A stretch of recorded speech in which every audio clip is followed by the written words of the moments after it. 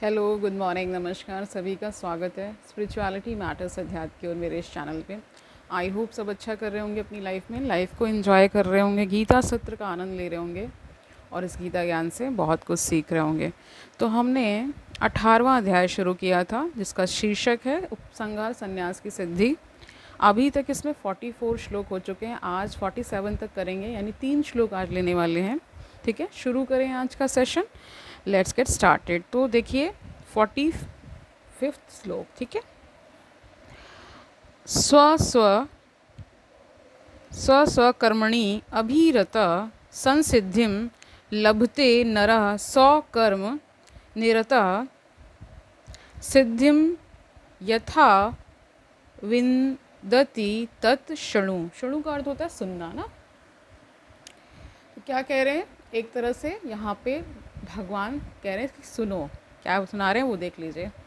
अपने अपने कर्म के गुणों का पालन करते हुए प्रत्येक व्यक्ति सिद्ध हो सकता है। तो कह रहे हैं कि अपने अपने कर्मों का पालन करें तो क्या होगा, प्रत्येक व्यक्ति सिद्ध हो सकता है। अब तुम मुझसे सुनो कि यह किस प्रकार किया जा सकता है। तो 46 श्लोक देखिए, इसका इतना ही है, नो एक्सप्लेनेशन।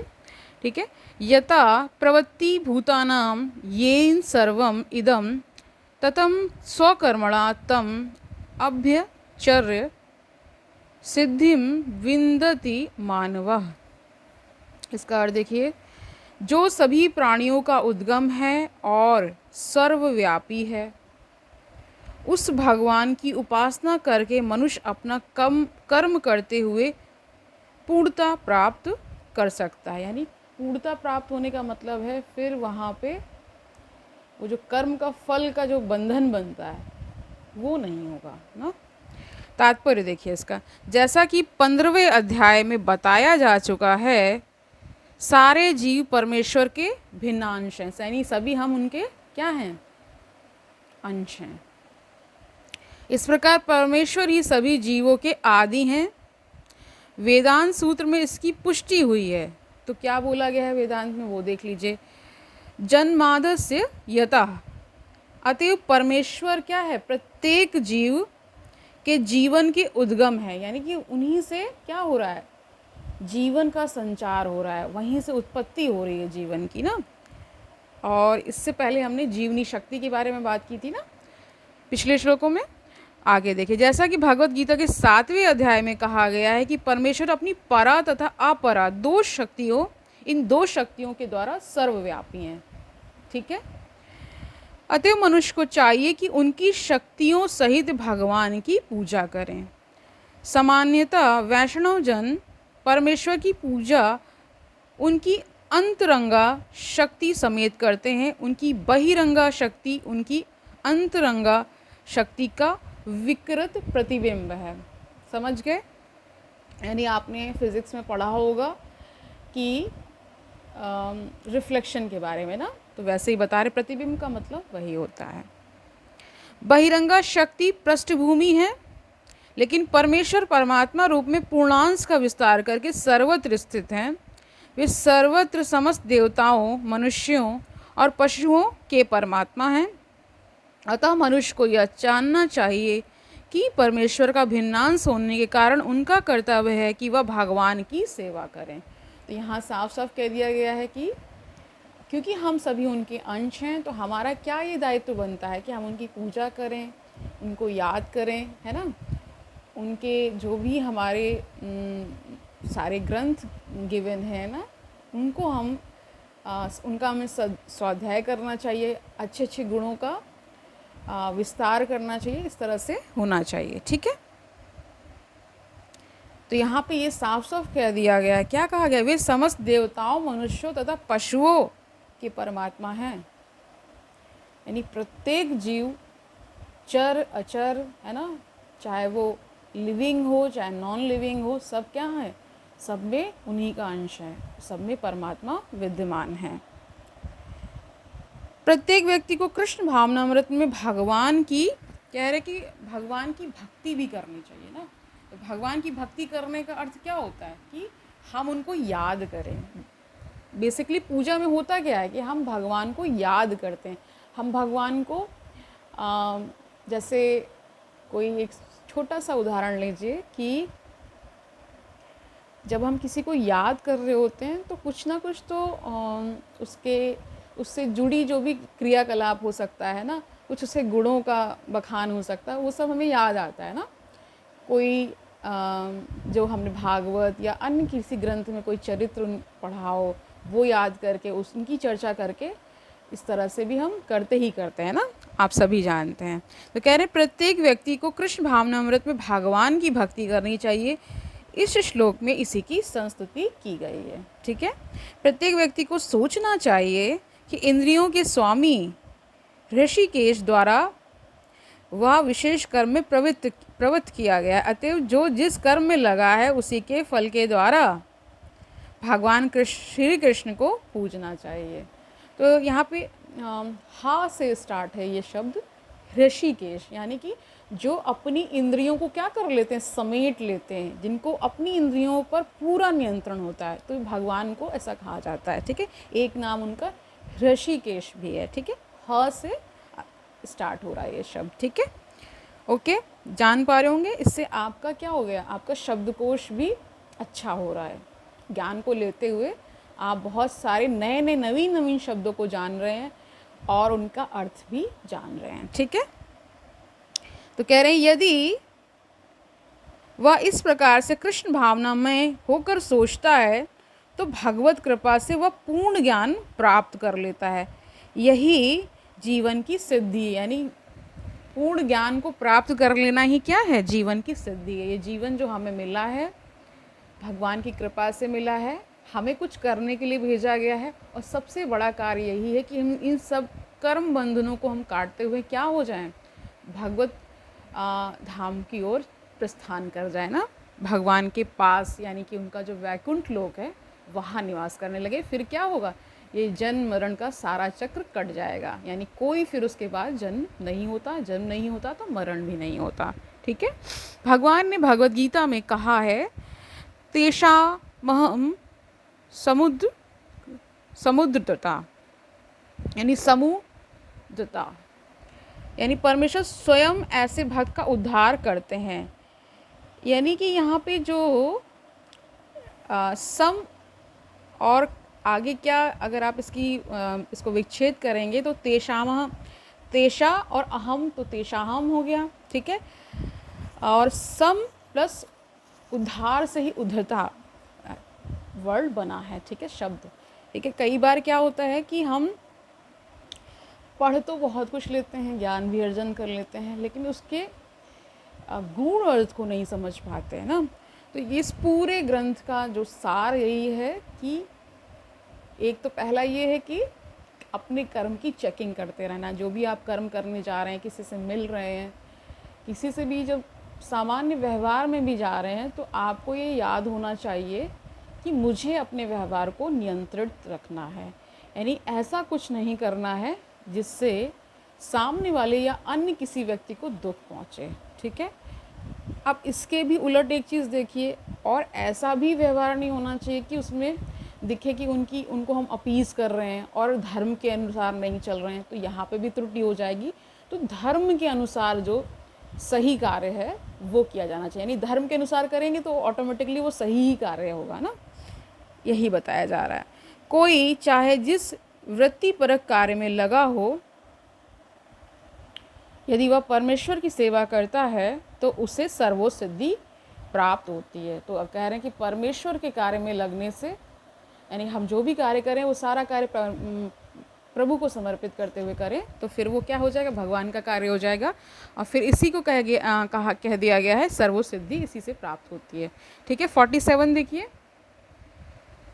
श्रेयान स्वधर्मा विगुण पर धर्मात् सु अनुष्ठितात् स्वभाव नियतम कर्म कुर्वन् न आप्रोन, कह रहे आप्रोन्ति किल विषम।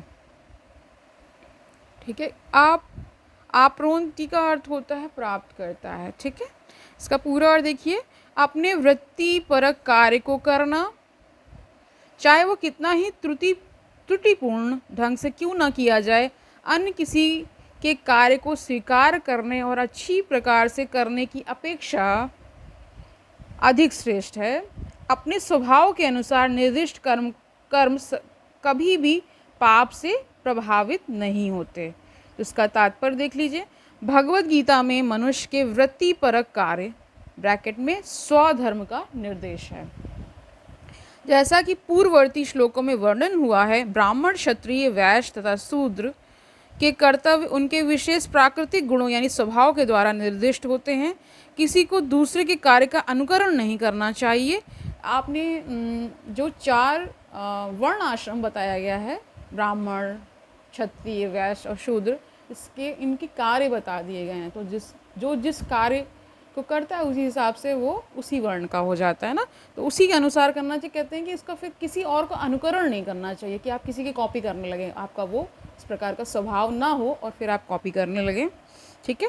जो व्यक्ति स्वभाव से शूद्र के द्वारा किए जाने वाले कर्म के प्रति आकृष्ट हो, उसे अपने आप को झूठे ही ब्राह्मण नहीं कहना चाहिए। वही बात कह दी गई ना, भले ही वह ब्राह्मण कुल में क्यों न उत्पन्न हुआ हो। इस तरह प्रत्येक व्यक्ति को चाहिए कि अपने स्वभाव के अनुसार कार्य करे। कोई भी कर्म निकृष्ट यानी गर्हित नहीं है यदि यह परमेश्वर की सेवा के लिए किया जाए। ब्राह्मण का वृत्तिपरक कार्य निश्चित रूप से सात्विक है, लेकिन यदि कोई मनुष्य स्वभाव से सात्विक नहीं है तो उसे ब्राह्मण के वृत्तिपरक कार्य यानी धर्म का अनुकरण नहीं करना चाहिए। क्षत्रिय या प्रशासक के लिए अनेक गर्हित बातें हैं। क्षत्रिय को शत्रुओं का वध करने के लिए हिंसक होना पड़ता है और कभी कभी कूटनीति में झूठ भी बोलना पड़ता है। ऐसी हिंसा तथा कपट राजनीतिक मामलों में चलता है, लेकिन क्षत्रिय से यह आशा नहीं की जाती कि वह अपने वृत्तिपरक कर्तव्य त्याग कर ब्राह्मण के कार्य करने लगे। यानी क्षत्रिय को क्षत्रिय का कार्य करना चाहिए, ठीक है, ब्राह्मण का नहीं। मनुष्य को चाहिए कि परमेश्वर को प्रसन्न करने के लिए कार्य करे। उदाहरण के लिए अर्जुन क्षत्रिय था, वह दूसरे पक्ष से युद्ध करने से बच रहा था, लेकिन यदि ऐसा युद्ध भगवान कृष्ण के लिए करना पड़े तो पतन से घबराने की आवश्यकता नहीं। यानी भगवान के लिए हो रहा है तो फिर वो श्रेष्ठ है।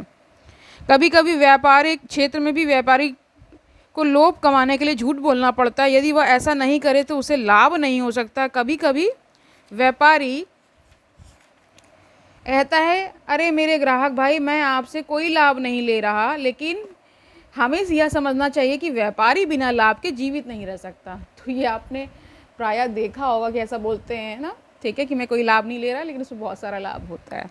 अतएव यदि व्यापारी यह कहता है कि वह कोई लाभ नहीं ले रहा है तो इसे एक सरल झूठ समझना चाहिए, लेकिन व्यापारी को यह नहीं सोचना चाहिए कि चूंकि वह ऐसे कार्य में लगा है जिसमें झूठ बोलना आवश्यक है, अतएव उसे इस व्यवसाय यानी वैश्य कर्म को त्याग कर ब्राह्मण की वृत्ति ग्रहण करनी चाहिए। इसकी शास्त्रों द्वारा संस्तुति नहीं की गई। चाहे कोई क्षत्रिय हो, वैश्य हो या शूद्र, यदि वह इस कार्य से भगवान की सेवा करता है तो कोई आपत्ति नहीं है। कभी कभी विचित्र यज्ञों का संपादन करते समय ब्राह्मणों को भी पशु की हत्या करनी होती है, क्योंकि इन अनुष्ठानों में पशु की बलि देनी होती है। इसी प्रकार यदि क्षत्रिय अपने कार्य में लगा रहकर शत्रु का वध करता है तो उस पर पाप नहीं चढ़ता।